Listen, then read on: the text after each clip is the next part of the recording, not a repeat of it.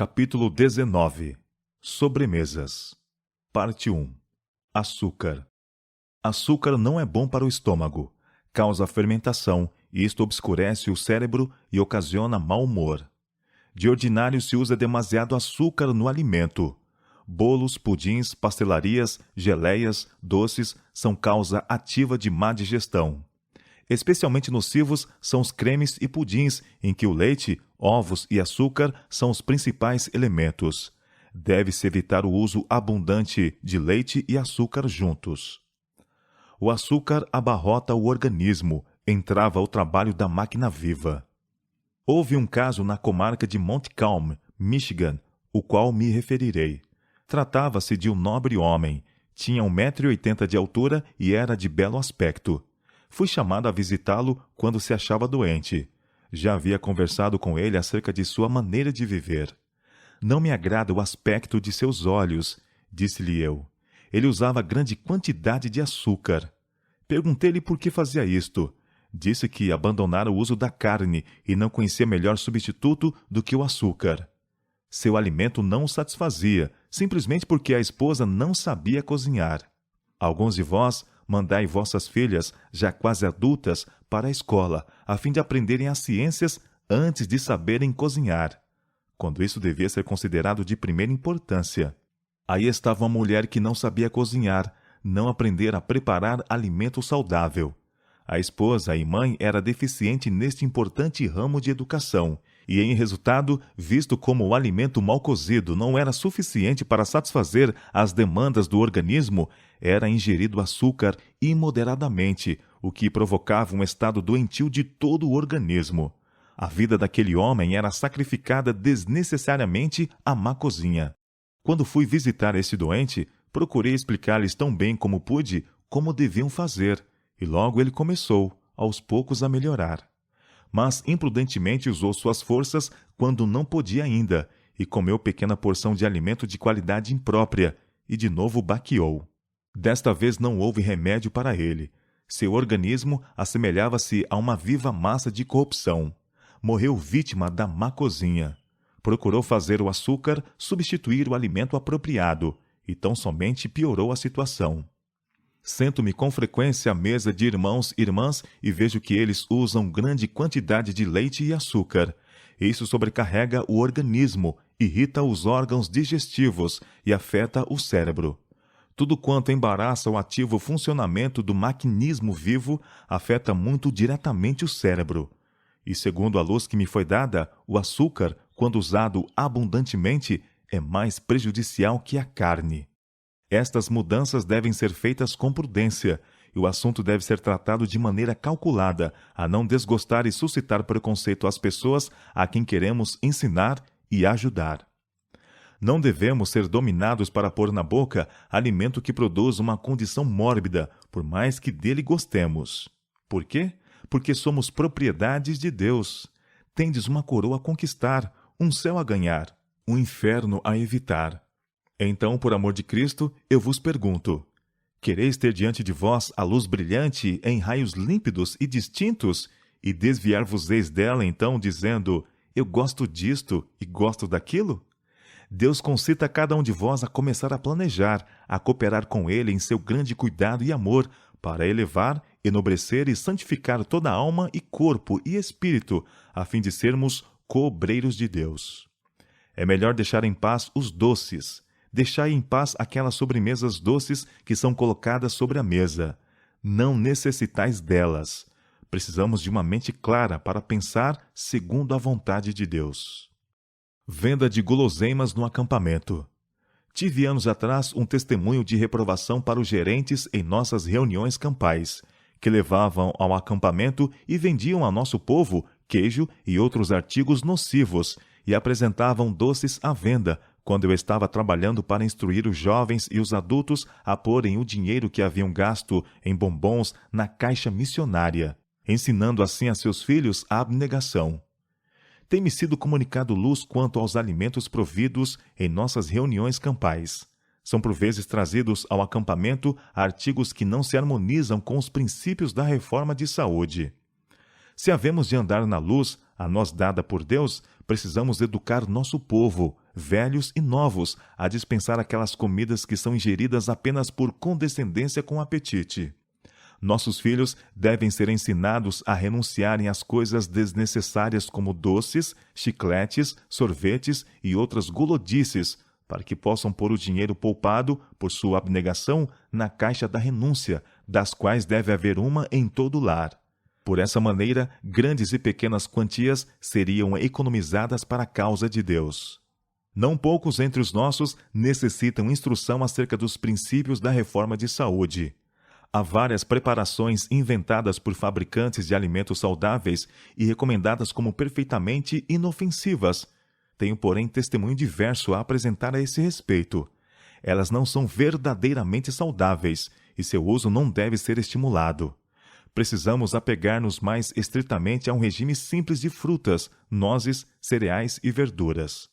Não sejam trazidos para nosso acampamento comidas e artigos de confeitaria, em contradição com a luz comunicada a nosso povo quanto à reforma de saúde.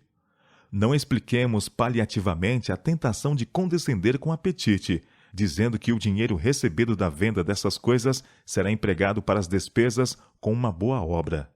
Toda a tentação dessa espécie com a condescendência egoísta deve ser firmemente resistida.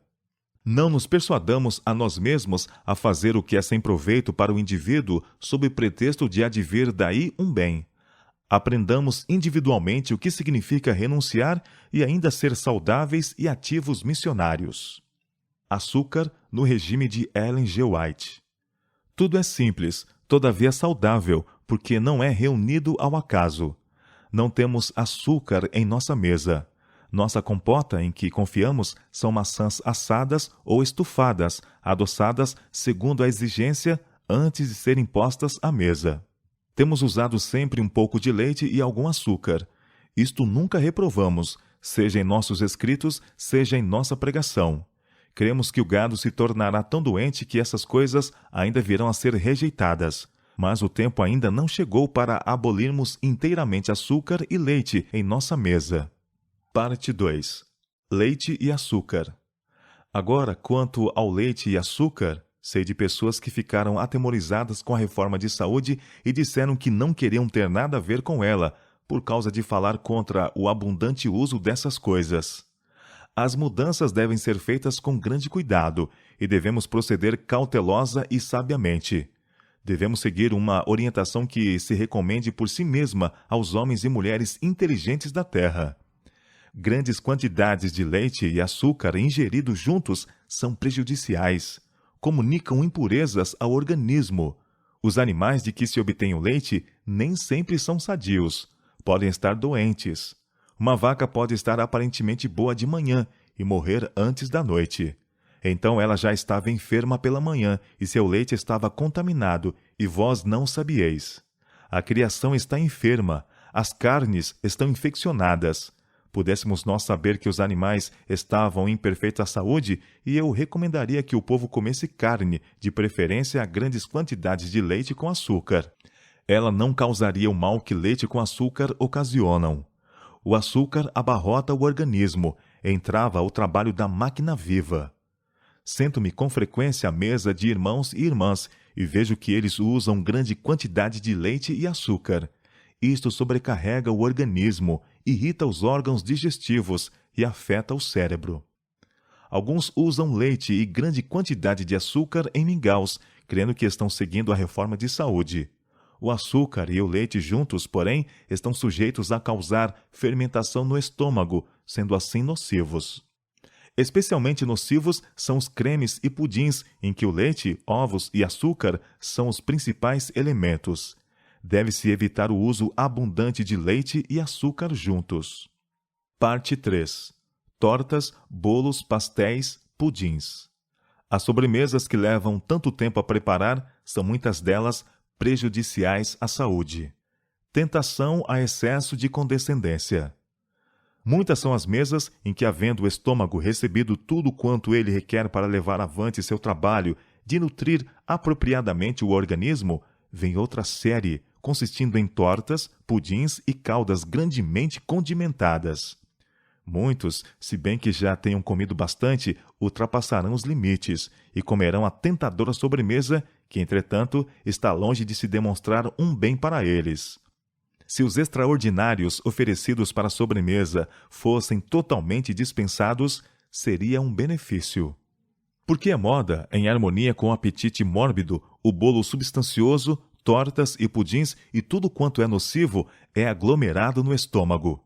A mesa deve estar carregada de variedades, do contrário, o apetite corrompido não se satisfaz. Pela manhã, esses escravos do apetite estão muitas vezes com mau hálito e têm a língua saburrosa. Não gozam saúde e cogitam porque sofrem dores, dói-lhes a cabeça e sofrem vários males. A família humana tem condescendido com um crescente desejo de comida requintada, até que se tornou moda acumular todas as iguarias possíveis no estômago. Especialmente nas festas, condescende-se quase sem restrições com o apetite. Toma-se parte em almoços requintados e jantares tardios, os quais consistem em carnes altamente condimentadas com molhos fortes, bem como bolos confeitados, tortas, sorvetes, etc. Porque a moda, muitos que são pobres e dependem do trabalho de cada dia, se dão a despesa de preparar para as visitas diversas espécies de bolos confeitados, conservas, tortas e uma variedade de comidas da moda, as quais só prejudicam os que delas participam. Quando, ao mesmo tempo, necessitam dessa importância gasta para comprar roupas para si e seus filhos. O tempo ocupado em preparar comidas para satisfazer ao gosto à custa do estômago devia ser consagrado à instrução moral e religiosa de seus filhos. Não faz parte do regime saudável e nutritivo. Muitos compreendem a maneira de fazer diversas qualidades de bolos, mas essa não é a melhor qualidade de alimento a ser posta na mesa. Bolos doces, bem como os pudins e cremes, causarão perturbações nos órgãos digestivos. E por que tentaremos os que rodeiam a mesa pondo-lhes diante tais artigos? Alimentos cárneos e bolos e tortas requintados, preparados com especiarias de qualquer espécie, não são o regime mais nutritivo e saudável. As sobremesas ingeridas em forma de cremes são tendentes a causar mais mal que bem. Frutas, caso possam ser obtidas, são melhor artigo de alimentação. De ordinário se usa demasiado açúcar no alimento. Bolos, pudins, pastelarias, geleias, doces são causa ativa de má digestão. Especialmente nocivos são os cremes e pudins em que o leite, ovos e açúcar são os principais elementos. Deve-se evitar o uso abundante de leite e açúcar juntos. Esforcem-se diligentemente os que advogam a reforma de saúde a fazerem dela tudo quanto professam que ela é. Rejeitem qualquer coisa que seja nociva à saúde. Usem comida simples e saudável. As frutas são excelentes e poupam muito trabalho de cozinha. Rejeitem as pastelarias requintadas, como os bolos, sobremesas e outros pratos preparados para tentarem o apetite. Comam menos qualidade de alimentos em uma refeição e com ações de graças. Não são proibidas as sobremesas simples. A torta simples pode servir como sobremesa, mas quando uma pessoa come 2 ou 3 pedaços meramente para satisfazer a um apetite desordenado, desqualifica-se para o serviço de Deus. Alguns, depois de partilharem largamente de outros alimentos, comem a sobremesa, não porque dela necessitem, mas porque é saborosa. Se os convidarem a servir-se de outro pedaço, a tentação é demasiado grande para resistirem, e 2 ou 3 pedaços de torta são acrescentados ao peso já colocado sobre o organismo. O que assim faz nunca se educou em exercer renúncia. A vítima do apetite está tão apegada à sua maneira de ser que não pode ver o dano que se está causando a si próprio. Então, quando ela necessitava roupas extras ou alimento a mais, e isto de qualidade simples, se bem que nutritivo, não lhe era concedido. Seu organismo ansiava por material para converter em sangue. Ele, porém, não lhe provia.